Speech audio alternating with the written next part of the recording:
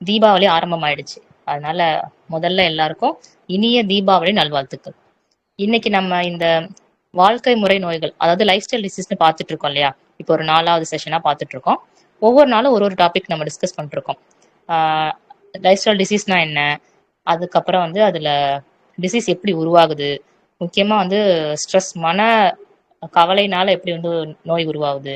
அதுக்கப்புறம் லாஸ்ட் செஷனா வந்து மனநலம், அதாவது மென்டல் ஹெல்த்தை பத்தி மட்டுமே செஷன் பார்த்துருந்தோம். இன்னைக்கு இந்த தீபாவளி அப்படின்றதுனால வாழ்க்கை முறை நோயில இன்னைக்கு நம்ம பார்க்க போற தலைப்பு என்ன அப்படின்னா, தீபாவளி அண்ட் ஹோமியோபதி. தீபாவளியும் ஹோமியோபதியும் அப்படின்னு தான் இன்னைக்கு நம்மளுடைய தலைப்பு. ஸோ நம்ம போயிடலாம். தீபாவளி நம்ம எல்லாருக்குமே தெரியும். பல காலமா நம்ம வந்து தலைமுறையா இது வந்து நம்ம கொண்டாடிட்டு இருக்கிறோம், பின்பற்றிட்டு இருக்கிறோம். தீபாவளி அன்னைக்கு என்னென்ன செய்வோம், பலகாரம் ஆகட்டும், ஒரு பூஜை ஆகட்டும், நம்ம வந்து ஒரு ட்ரெஸ் எடுக்கிறதாகட்டும், வெடி வெடிக்கிறதாகட்டும், இது எல்லாமே வந்து நம்ம இன்னைக்கு நாளைக்கு இப்போ யாரையோ பார்த்து ஆரம்பிச்சு அப்படி கிடையாது. இதை நம்ம வந்து காலங்காலமா பல தலைமுறைகளா இதை நம்ம வந்து தொடர்ந்து செஞ்சுட்டு வந்துட்டு இருக்கோம். இது வந்து நமக்கு மெயினா ஒரு சந்தோஷத்தை கொடுக்குது, ஒரு மகிழ்ச்சியை கொடுக்குது.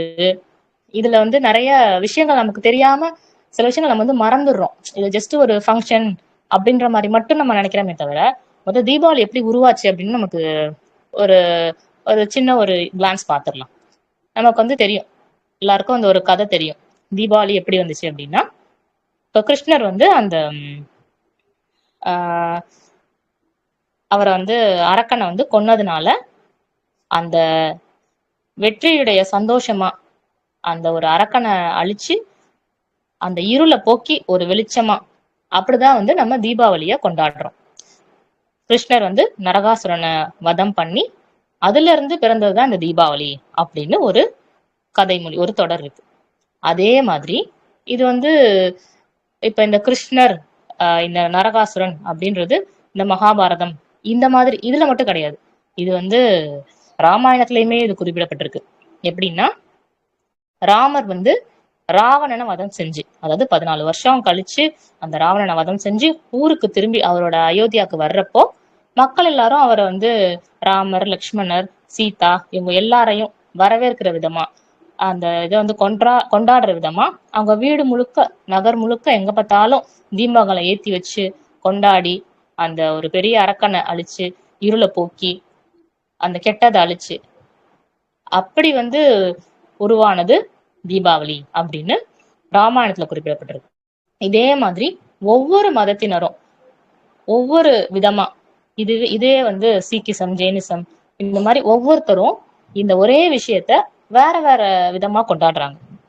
அதாவது நம்ம புராணங்கள்ல, கதைகள்ல, அந்தந்த மதங்கள்ல குறிப்பிடப்பட்டிருக்கிற விஷயம் வந்து வேற வேற விதமா, வேற வேற மொழிகள்ல, வேற வேற கதாபாத்திரங்களை வச்சு அவங்க சொல்ல வந்தாலும் எல்லாரும் சொல்ற ஒரே விஷயம், ஒரு முக்கியமான விஷயம், இருளை போக்கி, அதாவது இருள் அப்படின்ற அறியாமைய போக்கி ஒரு வெளிச்சத்தை, நம்மளுடைய பகுத்தறிவை, ஒரு அறிவை நம்ம வந்து எப்படி இருக்கணும், நம்ம எப்படி பாதுகாத்துக்கணும், நம்ம சுற்றத்தோட எப்படி இருக்கணும், என்ன நல்ல விஷயங்கள் செய்யணும், எது செய்யக்கூடாது, இந்த மாதிரி எப்படி ஒரு மனுஷன் வந்து வாழணும், அறநெறியில இருக்கணும் அப்படின்றத குறிப்பிடுறதுக்காக தான் இந்த பல்வேறு கதைகள், பல்வேறு புராணங்கள், ஒவ்வொரு மதத்தினரும் சொல்ற விஷயம். எல்லாரும் சொல்ற விதம் வேறையா இருந்தாலும் சொல்ற விஷயம் ஒண்ணுதான். அந்த அறியாமைய போக்கி நம்ம வந்து வெளிச்சத்தை கொண்டு வரணும், நம்ம வந்து அற வழியில இருக்கணும், சரியா நடக்கணும் அப்படின்றது எல்லாமே. இதுதான் இந்த தீபாவளி, தீப ஒளி அப்படின்னு சொல்றோம் இல்லையா, அது. இப்ப தீபாவளி அப்படின்றதுனால நம்ம எல்லாருடைய வீடும், பொதுவா ஒரு தீபாவளி செலிப்ரேஷன், ஒரு ஃபங்க்ஷன் அப்படின்னா வீடு எப்படி இருக்கும்? எல்லா வீடுகள்லயும் வெளிச்சமா விளக்கேத்தி லைட்ஸ் போட்டு எல்லாரும் புது ட்ரெஸ் போட்டு வீடு நிறைய இனிப்புகள் பலகாரங்கள்லாம் மிதந்து வீடு ஃபுல்லா வந்து எல்லா சொந்தக்காரங்களும் வந்து வீட்டுல வந்து அவ்வளோ மகிழ்ச்சியா சந்தோஷம் சிரிப்போட அப்படி இருக்கிறது தான் இந்த தீபாவளி அப்படின்றது. இப்ப வந்து நம்ம இது முன்னாடி விட இப்ப இதெல்லாம் வந்து கொஞ்சம் குறைஞ்சிருக்கலாம். இப்ப இந்த நகர்ப்புற வாழ்க்கையினாலையும் இந்த தனி வீடுகள்னாலையும் இதெல்லாம் வந்து கொஞ்சம் குறைஞ்சிருக்கலாமே தவிர, இன்னும் ஆனா பல இடங்கள்ல இதே இது இன்னும் இதே மாதிரி நடந்துட்டு இருக்கு. இன்னும் ஃபியூச்சர்ல இப்படியே நடக்கணும் அப்படின்றதுதான் எல்லாரோட விருப்பமாவும் இருக்கு. அட்லீஸ்ட் நம்ம மற்ற நாட்கள்ல வந்து எவ்வளவு பிஸியா இருந்தாலும் வேலையா இருந்தாலும் அவங்கவுங்களுடைய ஃபேமிலி அப்படின்னு இருந்தாலும் இந்த ஒரு நாள்லயாவது நம்மளால முடிஞ்சவங்கள, நம்மளால பக்கத்துல இருக்கிறவங்கள, ஒரு ஃப்ரெண்ட்ஸையோ ஃபேமிலியையோ முடிஞ்ச இடத்துல போய் எட்டி பார்த்துட்டு வந்தாவது எப்படி இருக்கீங்க, இந்தாங்க ஒரு ஸ்வீட் அப்படின்னு கொடுத்து பார்த்து, அதுக்குதான் வந்து இந்த திருவிழாக்கள், பண்டிகை இதெல்லாம் நம்ம கொண்டாடுறதே வந்து 4 பேர் ஒன்னா சேரணும், மீட் பண்ணணும், ஷேர் பண்ணிக்கணும், ஆஹ் சந்தோஷத்தை பகிர்ந்துக்கணும், ஒருத்தருக்கு ஒருத்தர் பேசிக்கணும், அப்படியே நம்ம அந்த தொடர்புன்றது விட்டு போயிடாம இருக்கணும் அப்படிங்கிறதுக்காக தான் இதெல்லாம் வந்து ஒரு பண்டிகையா நம்ம வந்து உருவாக்குனது, கொண்டு வந்தது. இதுதான் இந்த தீபாவளி பண்டிகை அப்படின்றது. தீபாவளி அப்படின்றது லைட் ஓவர் டார்க்னஸ், அதாவது அந்த இருளை போக்கி வீடுகள்ல வந்து வெளிச்சத்தை கொண்டு வர்றதுதான் இந்த தீபாவளி அப்படின்றது. அந்த அறியாமை இருளை போக்கி வெளிச்சத்தை, அறிவை கொண்டு வர்றதுதான் தீபாவளி அப்படின்னு சொல்றது. அதுதான் இதை வந்து நம்ம ஹோமியோபதியோட வந்து நம்ம இன்னைக்கு ஒப்பிடுறோம். எப்படின்னா, victory of balance over illness. Homeopathy அப்படின்றது நமக்கு பொதுவா கருத்து இருக்கு, இவ்வளவு நாள் பார்த்துட்டு இருக்கோம் இல்லையா, ஹோமியோபதினா என்ன, அது என்ன மாதிரி மருத்துவம், அதோட மகத்துவம் நம்ம வந்து ஒவ்வொரு வாரமா நம்ம பார்த்துட்டு இருக்கோம். அதுல ஹோமியோபதி வந்து ஜஸ்ட் ஒரு ஒரு வலியை மட்டும் சரி பண்றதோ, இப்போ ஒரு பேஷண்ட் மூட்டு வலிக்குன்னு வராங்கன்னா மூட்டு வலியை மட்டும் சரி பண்ற ஒரு விஷயமாவோ, இல்ல ஒரு வயிறு வலியை மட்டும் சரி பண்ற ஒரு விஷயமாவோ அப்படி கிடையாது.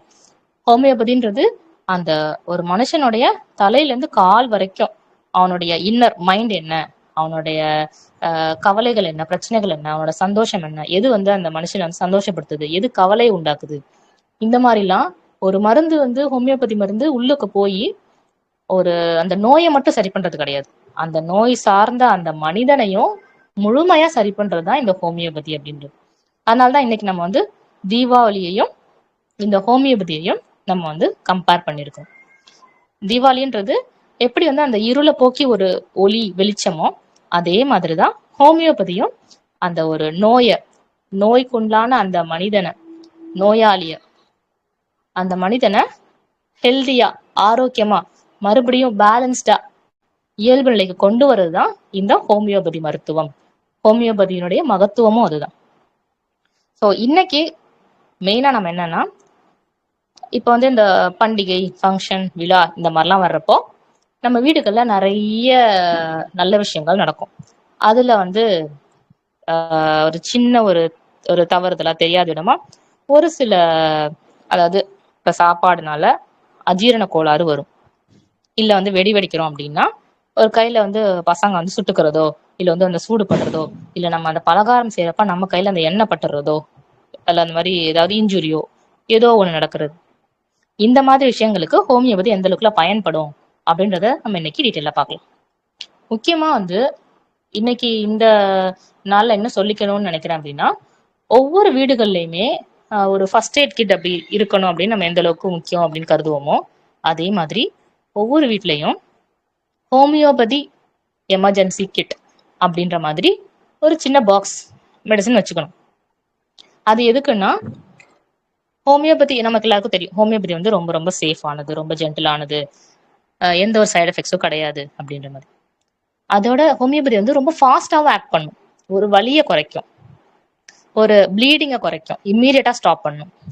இந்த மாதிரி ஹோமியோபதியோட மருந்து வந்து அந்த அளவுக்கு நல்ல வீரியம் உடையது, ரொம்ப நல்லாவும் வேலை செய்யும். ஸோ அப்படி இருக்கிறப்ப ஹோமியோபதி கிட் அப்படின்றது முக்கியமா உங்களுக்கு தெரிஞ்ச பக்கத்துல இருக்கிற உங்க ஹோமியோபதி மருத்துவர்கிட்ட கேட்டு, எனக்கு வந்து இந்த மாதிரி தொந்தரவுலாம் இருக்கு, எனக்கு இதுக்கெல்லாம் தேவைப்படும் அப்படின்னு சொல்லி நம்ம அந்த கஸ்டமைஸ்ட் அப்படின்னு சொல்லுவோம் இல்லையா, அது கஸ்டமைஸ்டே எப்படின்னா, இப்ப எனக்கு வந்து அடிக்கடி வந்து செரிமான கோளாறு வரும், இல்ல அடிக்கடி வந்து எனக்கு அலர்ஜி, ஏதாவது டஸ்ட் அலர்ஜி மாதிரி ஏதாவது இருக்கும், இல்ல வந்து எங்க வீட்டுல பசங்க இருக்காங்க ஏதாவது அடிபடுறது இல்ல இன்ஜுரி ஆறது, அந்த மாதிரி எதுக்காவது வேணும் அப்படின்னு என்னோட உடம்புக்கு எது அதிகமான தொந்தரவு கொடுக்குமா, என்ன பிரச்சனையோ அதுக்கான ஃபர்ஸ்ட் எய்ட் மருந்துகள் மாதிரி எமர்ஜென்சியா, இப்ப என்னால முடியல, நைட் ஆயிடுச்சு, உடனே ஒரு ஹாஸ்பிட்டலுக்கு அதுக்கு போக முடியல, டாக்டரை கூட கூப்பிட முடியல அப்படின்னா இமீடியட்டா அந்த டேப்லெட் வந்து எடுத்துக்கலாம் அப்படின்னு மருத்துவருடைய பரிந்துரையோட அந்த homeopathy kit, homeopathy emergency kit அப்படின்ற மாதிரி ஒவ்வொரு வீடுகள்லையுமே நம்ம வச்சுக்கிறது ரொம்ப ரொம்ப முக்கியம், ரொம்ப ரொம்ப கட்டாயமான ஒரு சூழ்நிலை எல்லாருக்குமே.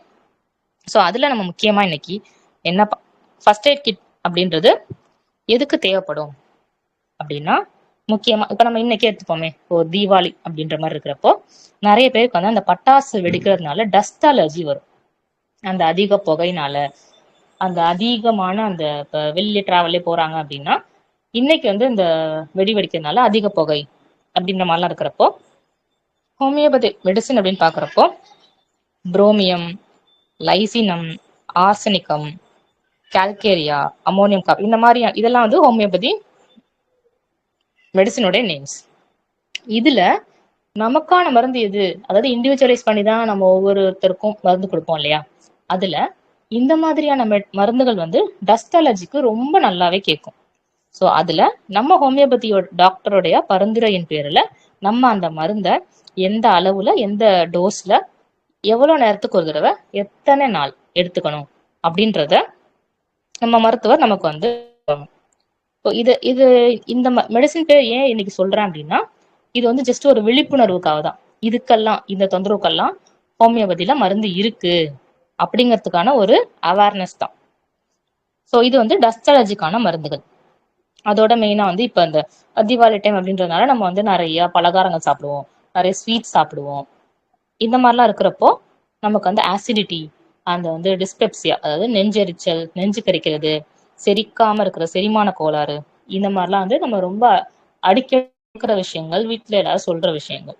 ஸோ அதுக்கான மருந்துகள் அப்படின்னு பாக்குறப்போ நக்சோமிகா, கார்போவெஜ், பல்சாட்லா, ரொபீனியா, ஆன்டிக்ரூட், ஆர்ஸ், இதெல்லாம் இந்த செரிமான கோளாறுகளுக்காக ரொம்ப காமனா கொடுக்குற மெடிசின்ஸ் இதெல்லாம்.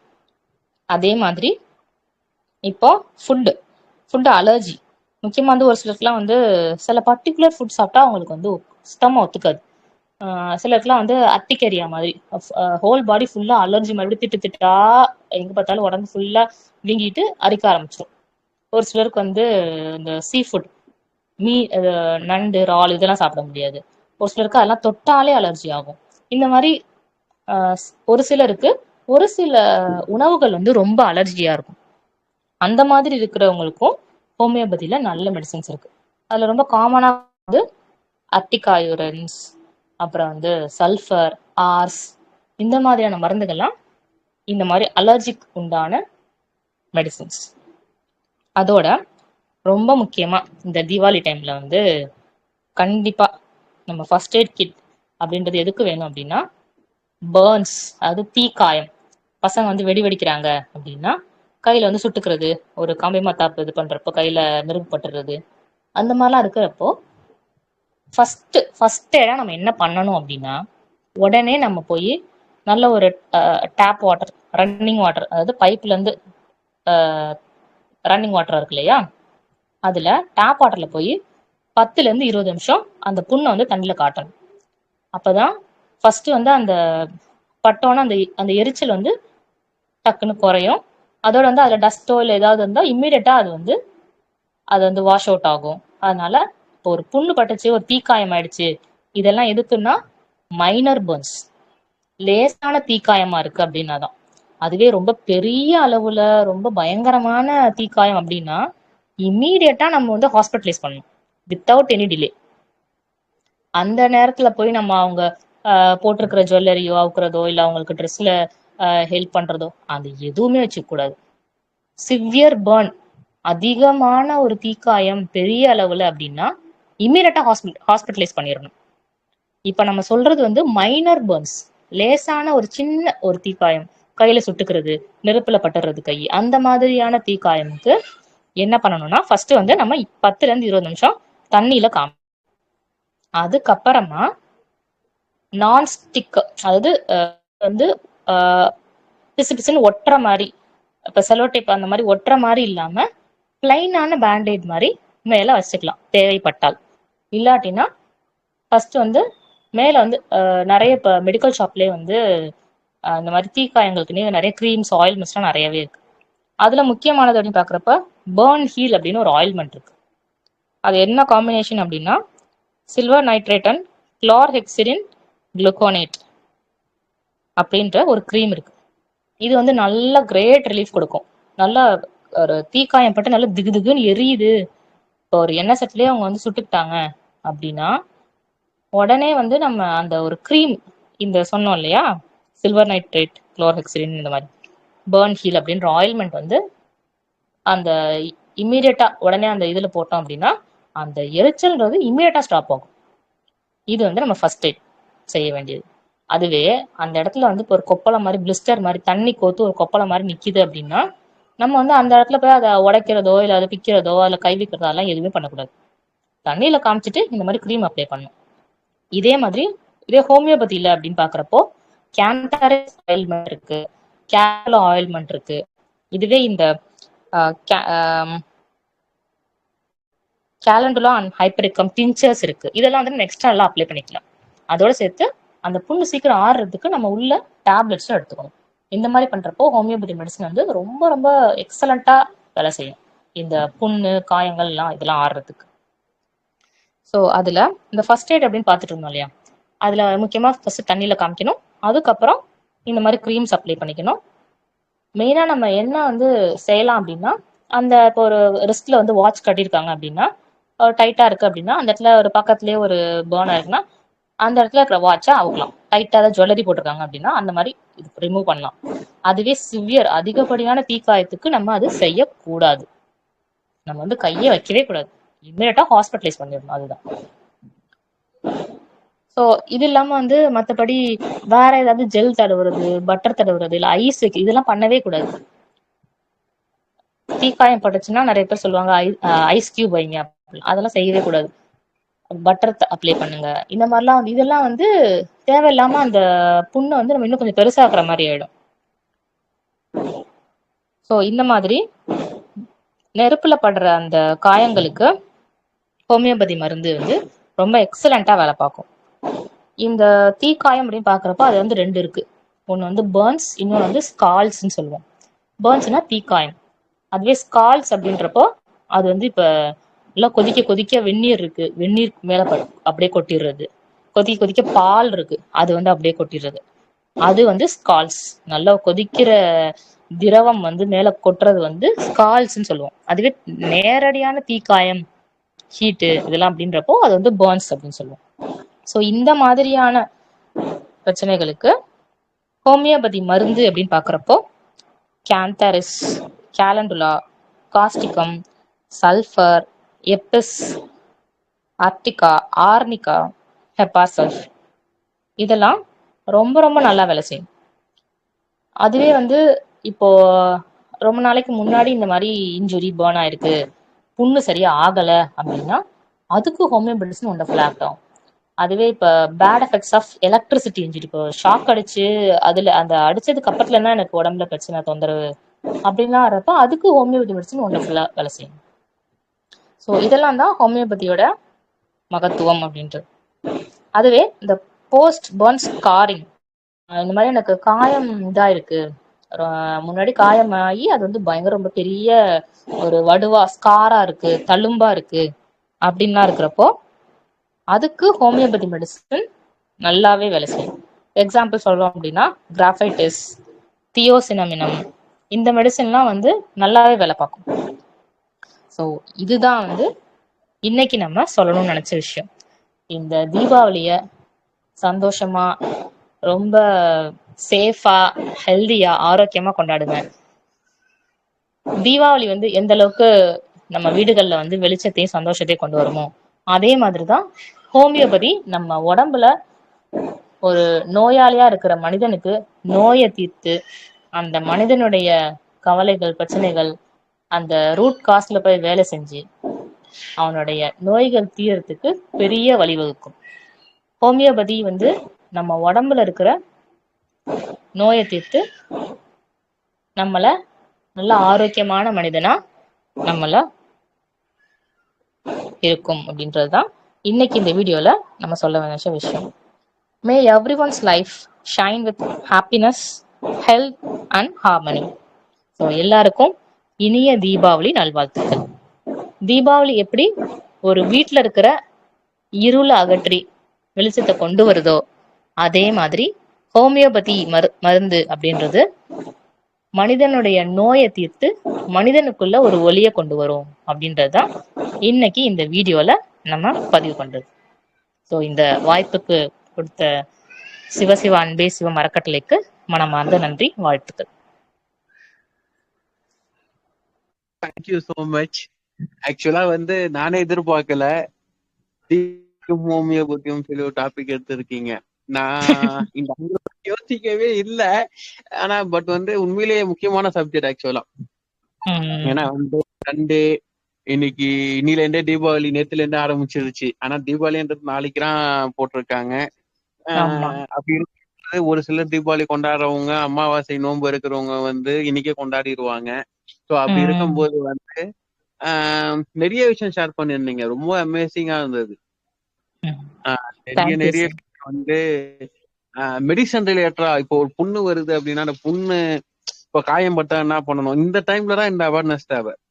ஏன்னா இதுக்கப்புறம் நம்ம டீ காய்கிட்ட பத்தி பேசினா என்ன பொறுத்த வரைக்கும் யூஸ்லெஸ் தான் நான் சொல்லுவேன். ஏன்னா இந்த டைம்ல போட்டு ரெக்கார்ட் பண்ணி போடும் போது அந்த மெடிசன்ஸ் வாங்கி வச்சுப்பாங்க. இப்போ குழந்தைங்க இருப்பாங்க, அதிகமா அந்த விழிப்புணர்வு தேவைப்படும். ரொம்ப ரொம்ப நன்றி. Thank you so much. Sitharaman sir வணக்கம். சொல்லுங்க மேடம். அருமையா சொன்னாங்க. இந்த மருந்து பேரு இந்த சில்வர் நைட்ரேட், அப்புறம் இன்னொரு என்ன மேடம் மருந்து பேரு? ஆக்சுவலா அந்த ஆயில்மெண்ட் பேரு பர்ன் ஹீல் அப்படின்றதா சார் ஆயில்மெண்ட் பேரு. சரிங்க மேடம். இந்த சில்வர் நைட்ரேட் சொன்னீங்க, அடுத்து ஒரு மருந்து சொன்னீங்க, அது பேர் என்னங்க மேடம்? அதுல அந்த பர்ன் ஹீல் உள்ள இருக்கிற அந்த காம்பினேஷன் பேர் என்னன்னா சில்வர் நைட்ரேட் குளோரா மேடம்? குளோர்ஹெக்சிடின். மேடம் இது ஹோமியோபதி தானே மேடம் மருந்து இது? இல்ல சார், இந்த ஆயில்மெண்ட் ஜெனரல் அலோபதி ஆயில்மெண்ட் தான் இது. சரிங்க மேடம், சரிங்க மேடம். அதுக்கப்புறம் கேலண்டர் சொன்னீங்க. ஆமா, இந்த ஆயில்மெண்ட் எல்லா மெடிக்கல் ஷாப்லயுமே கிடைக்கும். இந்த மாதிரி தீக்காயத்துக்கு போடுற பர்ன்ஸ்க்கு ஆயில்மெண்ட் அப்படின்னு கேட்டாலே இது எல்லா பார்மசிலயுமே கிடைக்கும். இது அலோபதி மருந்து. ஹோமியோபதி ஆயில்மெண்ட் அப்படின்னா கேலண்டுலா கேந்தரிஸ் தான் நம்பர் 1. சரிங்க மேடம். ஆமா சார். அப்புறம் மேடம் அந்த சில்வர் நைட்ரேட் இது சொன்னீங்க, இது போடலாங்க. அந்த இது போட்டா கொப்பளம் வராதுல்ல மேடம்? பர்ன்ஸ்னால கொப்பளம், பர்ன்ஸ் 2 சொன்னீங்க மேடம். ஒன்னு சிவியர் சொன்னீங்க, அதுக்கப்புறம் இன்னொன்னு சொன்னீங்க, 2 சொன்னீங்க மேடம். பர்ன்ஸ் சொன்னீங்க, ஸ்கால்ஸ் சொன்னீங்க, 2 சொன்னீங்க மேடம். ஒன்னு வெந்நீர் கொட்டுறதால் தீக்காயம் ஏற்படுதுன்னு சொன்னீங்க மேடம். இதுல பாத்தீங்கன்னா கேலண்டுலா ஹைப்பரிக்கம் போட சொன்னீங்க. கேலண்டுலா இதுல வாட்டர் டோஸ்ல கொடுக்கலாமா, 30ல கொடுக்கலாமா, ஹைப்பரிக்கம் 30ல கொடுக்கலாங்களா, இல்ல உள்ளுக்கு சாப்பிடலாமா, மேலேயே ஊத்தலாமா, காயத்துல ஊத்தலாங்களா? இது டிஞ்சர் காயத்திலே ஊத்துறது. டிஞ்சரோட பிளஸ் நம்ம உள்ளுக்கு பொட்டன்சி டோசஸ்ல எடுக்கிறப்போ 200 நல்லா ஆக்ட் ஆகும். கேலண்டுலா 200, ஹைப்பரிக்கம் 200 கொடுக்கலாங்களா? ஆமா சார், அது வாட்டர் டோஸ்ல எடுக்கிறப்போ நமக்கு நல்ல ரிசல்ட். ஆமா மேடம். இப்ப மேடம் இந்த மருந்து இதுக்கான மருந்துகள் காந்தாரி சொன்னீங்க, கேலண்டா சொன்னீங்க, பாஸ்பரஸ், அட்ரிகா யூரேனஸ், பாஸ்பரஸ் சொன்னீங்க. இன்னொரு மருந்து என்ன மேடம் சொன்னீங்க? ஒன்னு விட்டு போச்சுங்க மேடம், அது என்ன மேடம்? காஸ்டிகம். எப்பிஸ். இன்னொன்னு மேடம்? எப்பிஸ் தேனி பூச்சியில இருந்து வருது. அப்பீஸ் மெல்லிபிகா. ஆமா, கரெக்ட் சார். நன்றிங்க மேடம். இன்னொன்னு மேடம், அந்த இதுல எலக்ட்ரிசிட்டியில சொன்னீங்க, கிராஃபைட் சொன்னீங்க, அப்புறம் இன்னொரு மருந்து பேர் என்னங்க மேடம்? இல்ல சார், அது ஸ்காருக்கு சொன்னீங்க மேடம். தியோசோ இன்னொரு மருந்து சொன்னீங்களே, தியோசினமினம். நன்றிங்க மேடம். நல்லா அருமையா அந்த அதாவது இந்த தீபாவளி நேரத்துல சிறப்பா வகுப்பு எடுத்தீங்க மேடம். அதாவது பர்ன்ஸ் பத்தி, அதுல 2 விதமான பர்ன்ஸ், சிவியர், அதுக்கப்புறம் பர்ன்ஸ், ஸ்கால்ஸ், இதை பத்தி எல்லாம் சொன்னீங்க. நிறைய மருந்துகள் சொன்னீங்க மேடம். இது மாதிரி மருந்துகள் காந்தாரிஸ், கேலண்டுலா, பாஸ்பரஸ், அட்ரிகா யூரேனஸ், இந்த காஸ்டிகம், அப்பீஸ் மெல்லிபிகா, கிராஃபைட், தியோசினம், அருமையா சொன்னேன். நன்றிங்க மேடம். Thank you madam. இது மாதிரி நிறைய வகுப்புகள் எடுங்க மேடம். 1 hour எடுக்கிற மாதிரி இருந்தா நல்லா இருக்கும் மேடம். நன்றிங்க madam. Okay sir. Sethuraman sir, homeopathy doctor நிரூபிச்சிட்டீங்க. இல்ல சார், நாங்க கத்துக்கிட்டு நல்லூர்ல கத்துக்கிட்டு படிச்சுக்கிட்டு இருக்கேன் சார். நானு ஆர்வலர் தான் சார், டாக்டர் இல்ல, நான் ஆர்வலர் தான் சார். மட்டும் ஹோமியோபதியில இருக்கீங்களா? அது போதும். நல்லூர்ல இருக்கேன். கிட்டத்தட்ட 3 ஆண்டுகள் இதுல பயணிச்சுக்கிட்டு இருக்கேன் ஐயா. நன்றி நன்றி நன்றி நன்றி. மனமார்ந்து பாராட்டுறேன் சார். நன்றிங்க மேடம். நன்றிங்க madam. Thank you madam. Thank you sir. அன்பு சார், நீங்க என்ன கேள்வி இருந்தா கேட்கலாம். அன்பு, என்ன கேள்வி இருக்கா? தேங்க்யூ சோ மச் எல்லாருக்கும்.